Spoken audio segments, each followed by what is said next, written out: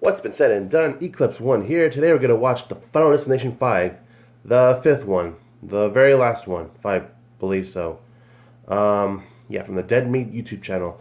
Okay, so I haven't been keeping up after this one. After the Final Destination, the fourth one, 2009, I stopped caring. I didn't know what to expect after that. Like, what's the other way you can kill some people? They really done everything. This is the fifth one, so I don't really know. I don't know what to expect. I don't know how. I didn't see the trailer. I don't even. But expect the unexpected, I guess. We're gonna give this a shot. All right. See how many people died. In 3, 2, 1. Welcome to the Kill Count, where we tally up the victims in all our favorite horror movies. I'm James A. Janice, and it's time to wrap up another franchise with the actual Final Destination, Part 5, which came out in 2011. Like the previous entry, Final Destination 5 was filmed and released in 3D, but unlike the previous entry, Part 5 is not a heaping pile of shit. To me, Part 5 is a huge step up over the previous two films, mostly because of two things: characters and tone. Although this entry still has a handful of shitbags running around, including the requisite creeper, most everyone feels like a real, believable person, and the one who isn't, the cartoonish pervert, is at least played by a talented character actor and properly portrayed as a sleaze. Dies first, plus, or the leads are in the middle. among the best I don't know. of the franchise, including Miles Fisher, giving perhaps the greatest performance out of all of these movies, which shouldn't be a surprise because Miles Fisher. This one looks alright. If you're unfamiliar with this dude, who looks like the love child of Tom Cruise and Christian Bale, you should probably make yourself familiar pronto. Not only did he once sell weed to the junior employees of Sterling Cooper, I'm Peggy Olson, and I want to smoke some marijuana. he's also a talented musician, and in fact he made a music video for his song New Romance featuring the cast of this movie in a gory Saved by the Bell parody. It's a hilarious video and kick-ass song, so you should probably check it out. And when you're done there, go watch his other music video that parodies American Psycho for his cover of This Must Be the Place by Talking Heads. That song is actually me and Chelsea's song, and with American Psycho being one of her favorite horror movies, that video was basically tailor-made for us. Okay, I'll stop gushing about that meme. now. The tone of this Anybody remember that one? also an The one that goes like, series, since it manages to balance the dark suspense of the original film with some lighthearted humor, while never veering too hard into the cynical snark so prevalent in Part 4. This change in tone and quality may stem from the new talent behind the camera here. Instead of having a repeat writer or director, all new dudes were brought in for Part 5, namely director Stephen Quayle and writer Eric Heiserer, whose very odd screenplay history includes the dreadful Nightmare on Elm Street remake and the 2011 Thing prequel, which, I wasn't the biggest fan of, but also the Oscar-nominated Arrival and then the mediocre Bird Box. Wow. It's kind of hard for me to understand how the same guy wrote all those very different movies, but hey, he did give us Arrival and Final 5, so keep doing your thing, dude. Finally, I've got some good news for the gorehounds among you. Thanks to another sponsorship by NordVPN, you'll be able to watch the explicit version of this video even if you're not a patron. Sometimes the fear of hackers getting into your personal information can be just as scary as the fear of death itself. Thankfully, with NordVPN, you can encrypt your online activity with a single click of a button and protect yourself with military-grade encryption. It's available for Windows, Mac, iOS, Android, pretty much all the operating systems you use every day. So go to nordvpn.com/deadmeat to get 75% off a 3-year plan and use the code you're dead meat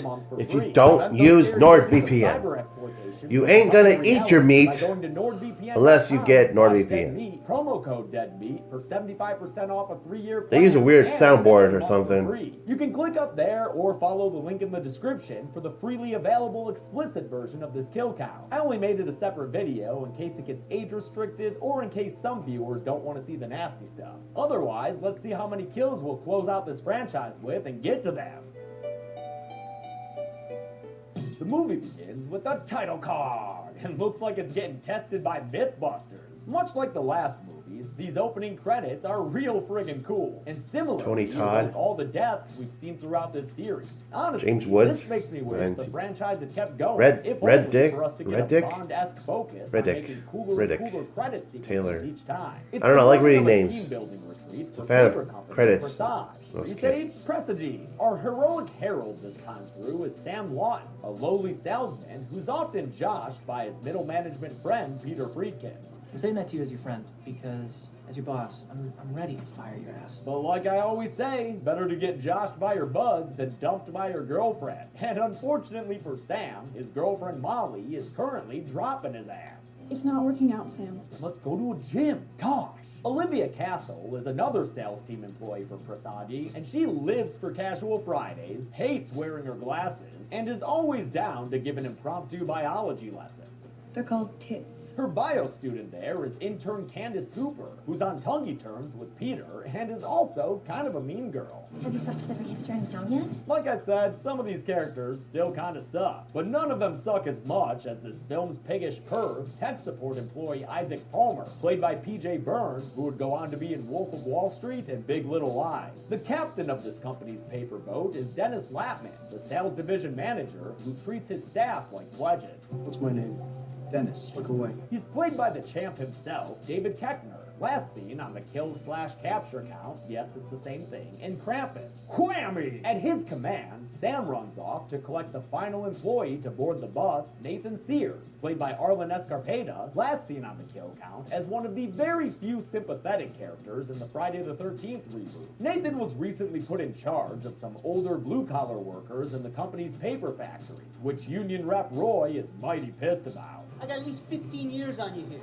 You got, what, 4 years in some classroom upstate? I love that this paper company has a warehouse employee named Roy. That's gotta be intentional, right? Sam and Nathan board the bus, and this company retreat is off. The employees watch a preview of their coming attractions and see a reminder of previous attractions before arriving at the North Bay Bridge, which It's in a real bus. life was played by the Bridge- Lionsgate bridge on a in bus. Vancouver, the namesake of the film company Lionsgate, which was founded in the city. The first three Final Destinations were all filmed in Vancouver, while the 3D fourth one was filmed mostly in New Orleans. This fifth movie returns production to the V. The bridge is basically having open heart surgery while the bus drives across it. So you'd better start paying attention to all these little specific things, Sam, because you're about to get quizzed on them real soon. In fact, death is already out there, blowing up a gale, and between those gusts of death and all this heavy machinated construction, the bridge begins to crack and crumble. By the time the Pressaga employees flee their bus, the bridge is completely falling apart, surely crushing Menny and Anthony Kiedis underneath. The first death of this premonition is Candace, whose impalement on a sloop results in some 3D gore. Whoa. And yeah, I know that boat's a sloop. I played Sid Meier's Pirates. As the main characters run towards safety, Skeezy Isaac comes out of his bathroom office to find himself in a bus that's become an elevator. Ground floor, going down.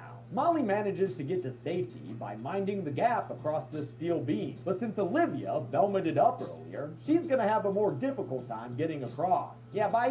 Big splash! Oh wait, she's okay. Oh wait, no she's not. She's about to get hit by this boat of car. Nathan gets got by an errant cable, and Ugh. Dennis is burned alive by a bunch of hot tar before falling to his death. But Peter manages to Tom Cruise himself to safety across the gap, which is actually pretty funny since Miles Fisher played Tom Cruise in one of those crappy 2000s parody films, superhero movie. Dragonfly can't even fly. I can fly.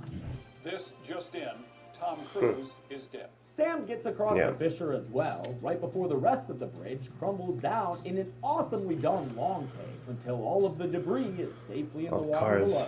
The bridge disaster is one of the best They're looking ruined. in the series, I think, accomplishing a proper sense of grandeur with some solid CG for the time. They shot it in parts on both the actual bridge and in a studio using practical bridge Oh, that ain't pieces so and bad. green screen backgrounds. All under the supervision of returning stunt coordinator J.J. Maccaro, who had worked on Final Destination 3. Highlights of the shooting process include Arlen Escarpeta getting yoinked by a cable, which was combined with a shot of a dummy double getting totally wrecked, and David David Koechner getting to wear a prosthetic burn head that took a few hours in makeup to apply. When it comes time for the main characters to die, we start off with some rebar rods that impale Peter all over his body. Don't know what his eye is doing there, but apparently they made a practical prosthetic for Miles Fisher to wear, so that's kind of fun. Peter falls and gets a bonus splat point on his way down to the water, which evokes an earlier shot of a plastic barrel that had the same trip down. Then finally, as Molly watches, Sam gets sliced in half by some sheet metal falling. Whoa! Secret eyeball bridge! Cue the symbols that alert Sam to his situation, and thankfully, cue the immediate understanding. We all gotta get off. Sam convinces Molly to leave with him, and then, the other characters with names all get off the bus in turn, and so they're able to get to safety as the bridge crumbles apart in front of them, fulfilling Sam's premonition. We saw a lot of nameless randos die during Sam's vision, but a news report later once again makes my life easy by headlining that there were 86 victims in the North Bay Bridge collapse. Thanks to Sam Lawton, however, 8 of these Presage employees are not among those 86. How did you know? Is this a Final Destination film, motherfucker? Cut to Courtney B. Vance as a velvety-voiced FBI agent named Block. I'm just trying to get all the pieces of the puzzle together before I start moving them around, making them fit. Yeah, we're even back to FBI stuff, just like we had in the first one. I'm Agent Ween, this is Agent Shrek. Though, sadly, no cartoon ogres are anywhere to be found. Block interviews the survivors and asks them about Sam until his work is cut short by a report that reveals the true reason behind the catastrophe. We're chalking up the high winds and structural damage from the road construction. I wins. Dude, you have no idea. At a memorial service, the survivors ask Sam Winds can do a lot, I how the guess. bridge would collapse, but he can't answer them because yeah. he doesn't know. You know who might be able to help all y'all sad sacks out, though? William the Bloodthirsty Bloodworm. He's worth his weight in blood. Yeah, Tony Todd is finally back, sounding just as goddamn cool as ever. You all, just be careful now. I will, Mr. Todd, just for you. Oh, we're done talking now? Okay, that's cool. Thanks. In a peculiar plot addition, Sam also works part-time at a restaurant. He's a and chef. He's so into cooking, actually, that he's been offered an apprenticeship in Paris. He's reluctant to take it, though, because he still wants to be around Molly, which is, in fact, why she broke up with him. So he would take that job and go to Paris. Wow, a scene with character development and actual motivation. Neat. Now let's get one of those famous fun kill scenes. I'm sure most of you already know what's coming and knew as soon as you laid eyes on a bunch of gymnastic equipment. But for those of you who don't, buckle up. We've got a real banger of a kill coming up right here. Candace is beginning her final high school gymnastics practice when death just ups and blows its way into the gym. There's a suspenseful beam scene where Candace plays the knife game, only with her feet instead of her hands, and a screw instead of a knife, but it's not until she goes to the bars, Where'd that screw come with from? every flip, that things get real bad for reals. After another gymnast lands on that screw, Death huffs and puffs and blows a bunch of chalk into Candace's face, resulting in this. Yeah! It's one of the simplest but most sudden and violent kills in the whole series. Yeah, maybe she looks a little cartoony, flipping around in the air like a Jedi in a prequel movie, but damn if the result's not horrific. And the gruesome aftermath was accomplished by having Candace's actor Ellen Rowe don some green screen pants, while her stunt double wore a green screen top and threw her legs back like that. When the shots were combined, we got this. Great. Peter is left completely bereft by Candace's death, and as Sam comforts him, he sees Bloodworth standing from afar. If I were you, Sam, I'd go talk— oh shit, he's gone. Missed your chance again, dude. Presage is having a hard time at this point, what with 2/3 of their sales department having been killed, and the remaining survivors have taken to drinking through the workday. Peter's so depressed, though, that not even the sense-dulling powers of alcohol can prevent him from lashing out in anger at the wall, and after apologizing to the others, I'm sorry. he leaves to Can't go use return alcohol some again video today. games. Although a lot of Presage's employees are dead, unfortunately, the worst of them is still alive. Isaac descends further into revulsion by stealing from the desks of the dead, and he thinks he's hit a jackpot when he finds a still valid coupon for some fancy spa service. He strolls into the massage parlor, repping that Kill Bill-ish, and hits on the receptionist with all the grace of a jackhammer. Ooh, slow down there a little bit. Yeah, you have a lovely little canter. Always gotta have one in these fucking movies, huh? But the receptionist won't be administering his massage. Instead, predictably, it's going to be given by an older woman working there, and we get an obvious and tired comedy routine as she cracks his body to pieces and pretends not to speak English. After they move on to Cenobite therapy, she leaves him to rest for a while. Sleep. Oh, he will, lady. He'll sleep long and hard. Some ash causes a fire to break out, and then a loose bolt or whatever knocks Isaac right onto his pins. Ouch! Yeah, dude, you're a goddamn mess. This effect was done using a combination of stick-on needles to put on PJ Burns' real body and a fake torso duplicate with needles he could actually pull out. Great work, effects team. Although the spurting fire doesn't quite manage to reach him, Isaac is finally killed when a Buddha statue falls and crushes his head to smithereens. I bet that dude comes back as a tapeworm or something. Sam and Molly rekindle their relationship and make plans for both of them to go to Paris when Peter shows up and tells them about Isaac's death. They go to the spa where they see Bloodworth hanging out again. And thankfully, the third time's a charm and we actually get a bit of a scene with Tony Todd. Good thing it wasn't Candyman rules or else it would have taken 5 times for something to happen. Bloodworth is reluctant to help the kids, even though this isn't his first time at the death rodeo. It's just that I've seen this before.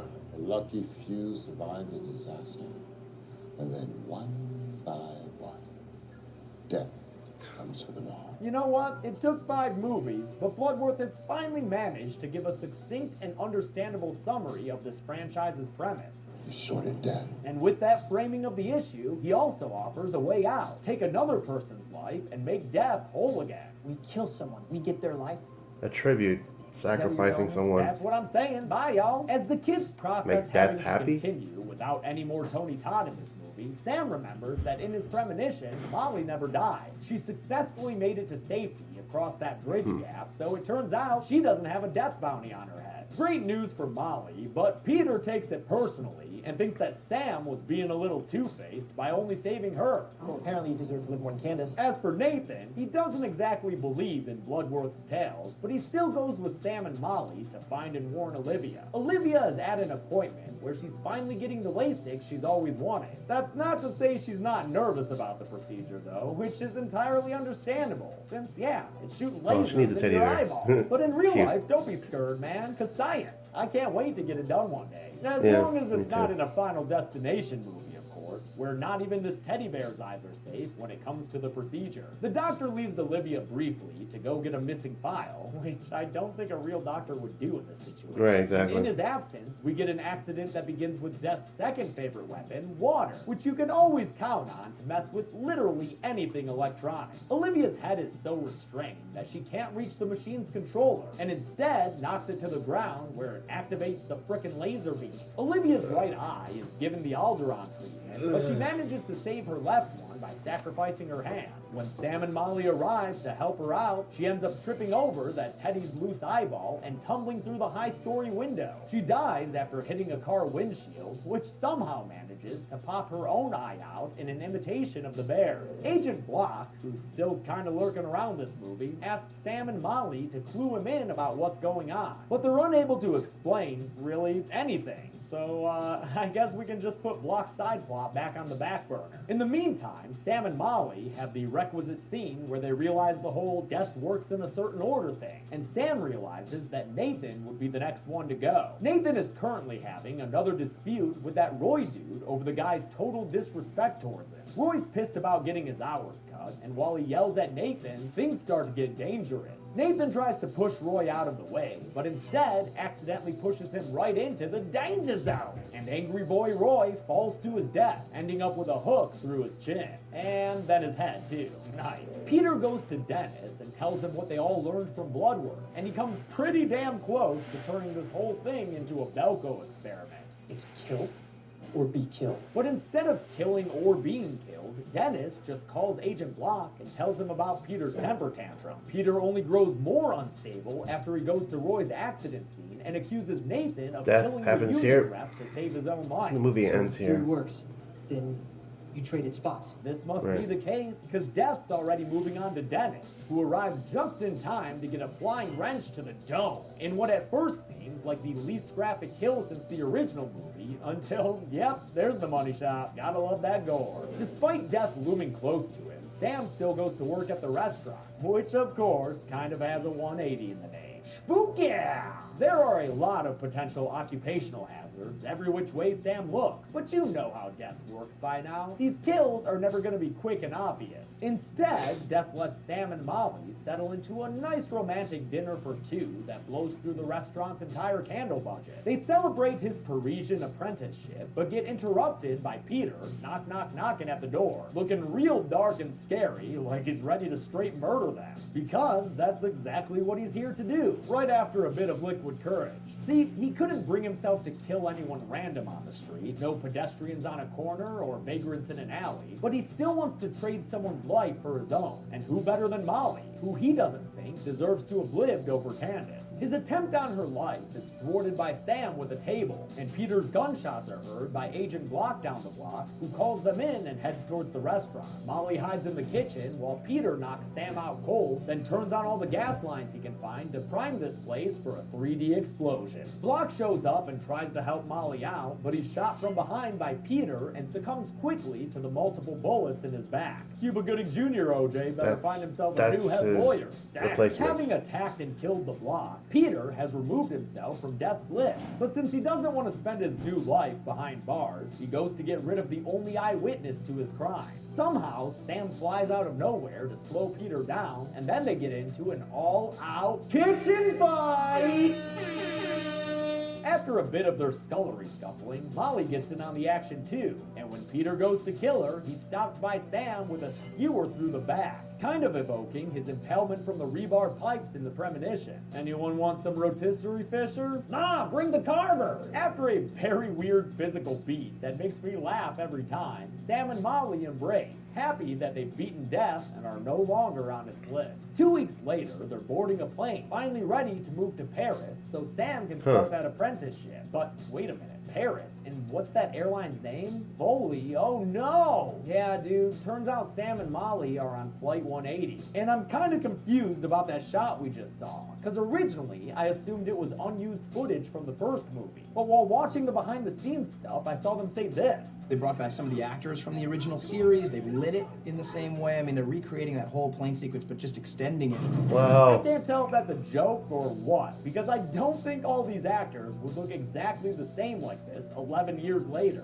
Plus, they have the same extras sitting in the same seats, and in the foreground of this shot with Sam and Molly, I do not think that's Amanda Detmer or Devon Sawa. So, I'm gonna have to call bullshit on this one, Chief. Anyway, with Alex Browning and his classmates getting removed, you know this plane's about to take off. Yeah. Which, yes, means That's that just saved it for Final this Destination moment. 5 is a surprise prequel. A pretty awesome twist that I sadly had spoiled long before I ever saw this movie. Although, first time through, Chelsea caught it as soon as Isaac found that spa coupon. The ending, with the main characters failing to escape death, is a frequent motif in this series. But before, it was always played for laughs. This time through, it feels horrific as Sam and Molly realize that they're screwed after takeoff. A kid had a panic attack and wanted off the plane.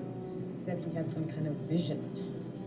No. You actually feel sorry for Sam and Molly here, which may be more uncomfortable than laughing as shitty empty characters die, but I kinda like having that discomfort. That's emotion, man. Flight 180 breaks apart just as we saw in the original film, and since I already counted the 187 deaths in the kill count for that movie, I'm not gonna double count them here. They've already been accounted for in this kill count series. You know, all that's changed. It went full circle. We now know two more of their So names. none needed. Molly, who gets sucked Wow, out it of went the full plane, circle this cut movie. in half by the wing, and Sam, who stays inside the cabin long enough to die from a fire, just like Alex Browning did in the OG Premonition. As the plane rains down fiery remnants, Nathan is at a bar honoring the man he accidentally killed. Oh, it looks like he frequented a certain racetrack there, huh? Another co-worker tells Nathan that Roy's autopsy revealed he was about to die from an enlarged blood vessel. They said he'd be dead any day now. Which apparently means that Roy's life wasn't up for trade, explaining why Nathan is killed by the bar collapsing under the plane wreckage, a kill that sends his severed arm flying towards the camera.